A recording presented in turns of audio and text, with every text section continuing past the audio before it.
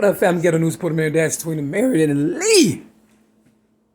Today is February the 1st, 2022. So they say in my city, Chicago, it is 12:52. You can combinate me. You can make that Christmas. You understand what I'm saying? Real too. Because every day is Christmas to people who still kill and destroy. This here video is going out to the police, the government, the gangbangers, and everybody else who has ruined my life and set out to get me since birth. I was born May 25th, 1967 in my city, Chicago, my continent, America. Okay, let's get that straight and let's get this here video straight because I didn't come to play. You see, I have FUBU on. It stands for Us, By Us. I'm the originator of rap music since the age of 8 in 1975. Okay? Now, I don't know dates for sure because, you know, it's been a lot of buffoonery going on. But if you look at the movie The Negotiator with Samuel L. Jackson, and I believe his middle name is Lee, like mine is Mary Lee Davis. And, you know, nothing happens in this world by mistake. But in the movie The Negotiator with Samuel L. Jackson, he was supposed to be playing, you know, the role of a victim.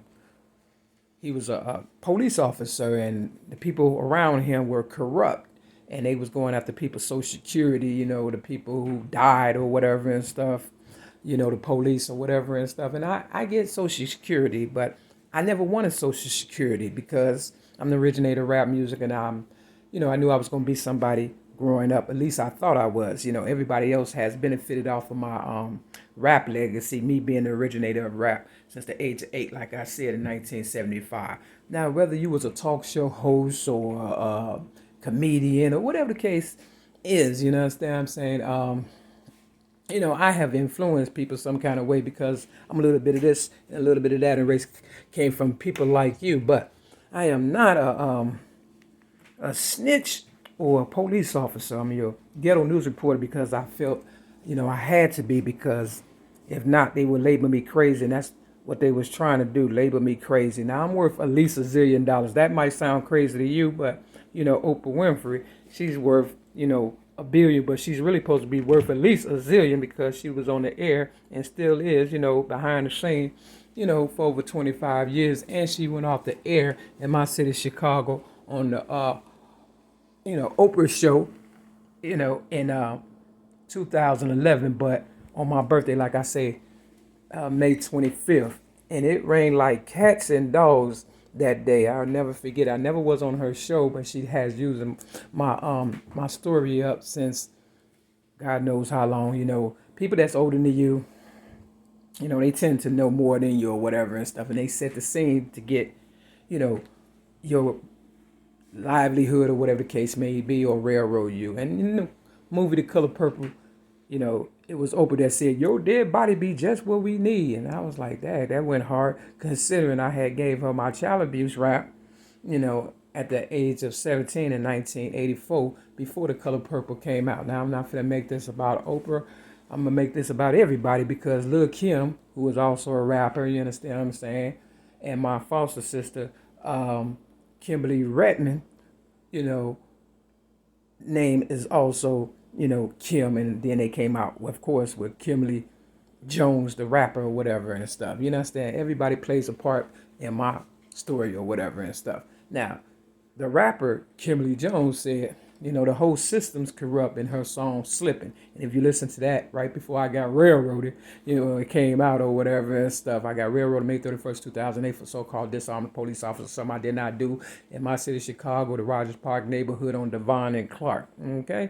It's all about people want to drink, drug, smoke, and turn up and stuff. And they only stayed, you know, around people who's worth the most. Like in AA, they say half measures of valor is nothing. They also say, you know, we are people who normally would not mix. So they all got together because they knew how, you know, important my story was, and will be in the future, whether, you know, I die and we all die or whatever case may be. Because I say if I go, we all go. Because I got nothing out the deal and stuff as far as, you know, a new car or anything. You know, they trying to make it seem like I never existed. You understand what I'm saying? That's the tripped out part. Ice-T, came out with Cop Killer in 1992 on his album Body Count. You understand what I'm saying? Now, they know how to, it's cunning, baffling power. They know how to set the scene real good and stuff, because life imitates art and, art imitates life. So, let's get past that. Now, there used to be a party down the street from where I reside at right now at this trap building, 6210 South Kembark Avenue, Chicago, Illinois, 60637, apartment 308. I don't give my information away because, I'm crazy. I do it because I want people to know that I'm not hiding and, I've done nothing wrong to warrant all this bullshit that's coming at me. So like I said, down the street from where I reside at right now, used to be a party called the 411, and Mary J. Blige's, album was the 411 when she first came out or whatever. See, they want to know what the 411 is, so they got to stay in tune with their star player, right? Which is me and rappers and people who make them a lot of money and stuff, right? So, I guess crack cocaine wasn't killing us fast enough, so they start, infiltrating the music, as far as the rap, because, it can control more people's minds, I guess. See, it started off as a conscious rap. You understand what I'm saying? Real say, because I gave my story, to Oprah Winfrey at the age of 17, like I said, but I gave it to this studio at this mall or whatever and stuff. I spit my child abuse rap a cappella, into the mic or whatever, and they recorded it, and I got, nothing but a cassette tape. Something I could have did, but it was available at the time, so I went and did it, And but not only that, I let my youngest niece, Di Nelson, hit a rap before, I did any of that and stuff, and I was about 17 years old, like I said, and she was about 12 or whatever and stuff, and, she knew the game I didn't, woo wop the bam, misery loves company, I guess. But basically, this is all about child abuse. It's me standing up at the age of 6 in 1973, and Ice-T coming out with, Cop Killer in 1992, but NWA came out with Fuck the Police, you understand what I'm saying, in 1988, but they did it in a general Captain Mac kind of way, you understand what I'm saying, it wasn't like, Ice-T going hard body or whatever, it was just, it's kind of like I came out with the police I'd rather not see. Now, I came out with that rap. I do believe I will almost bet my life, you understand what I'm saying, before NWA came out with Fuck the Police, because the police was getting on my nerves and stuff. I was selling general merchandise in my streets of Chicago and stuff, trying to make an honest living, because, I don't want to, corrupt the world or the community or whatever, but, I guess they wanted me to be a corrupt person or whatever, and I didn't want to, so I sold, music or whatever and stuff, and, because that's what I grew up on since I ain't have family, whatever the case was and stuff. But people gravitated towards me for the money. Long story short, the police got on my nerves so bad that I wrote a rap, the police I'd rather not see it. Goes something like this, I'm not going to give you everything, just a little something. The police I'd rather not see, because every time they pull me over, they think my car isn't drug free. Just because it's going on doesn't mean that I'm the one that's doing wrong. Because if I had a hoopty, you'll pass it by and laugh, but seeing this caddy makes you mad. You must be sensitive. You must be a fag. Word about I can't remember or whatever, but because, I'm trying to get it all out in a few minutes and stuff, and I ain't even supposed to be doing this here.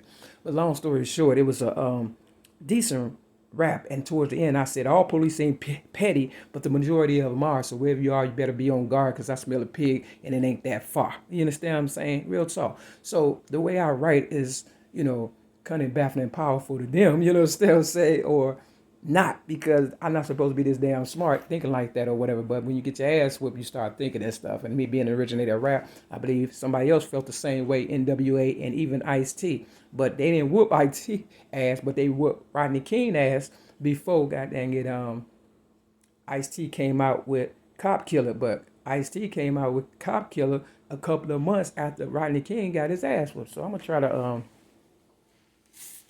I wanted to read this what I wrote, because when people get sick and tired being sick and tired, it no longer have anything to do with the money. You understand what I'm saying? Real talk. Now this says, I just wrote not too long ago, it says silence is golden only for your enemies. You understand what I'm saying? And basically, let me see if I can get it. Let me see. It says, long story short, NWA, Fuck the Police came out on my mother's birthday, August the 9th in 1988, and Ice-T, Cop Killer Body Count album came out on March 10th, 1992, the same month, March and date the 10th, and that Harriet Tubman is supposed to have died on, and after Rodney King got beat by the Los Angeles police on March 3rd of 1991, but not Ice-T. But why not Ice-T when he was the first recorded artist to make a cop killer rap or song? Why is that? Actually, because, he recorded, I gotta edit it or whatever and stuff. I'm gonna have to do this video over. That's what I'm gonna do. You understand what I'm saying? For real, because I don't want to mess this one up. And I don't want them to make it seem like I'm crazy. So let me get back to you on that. For real.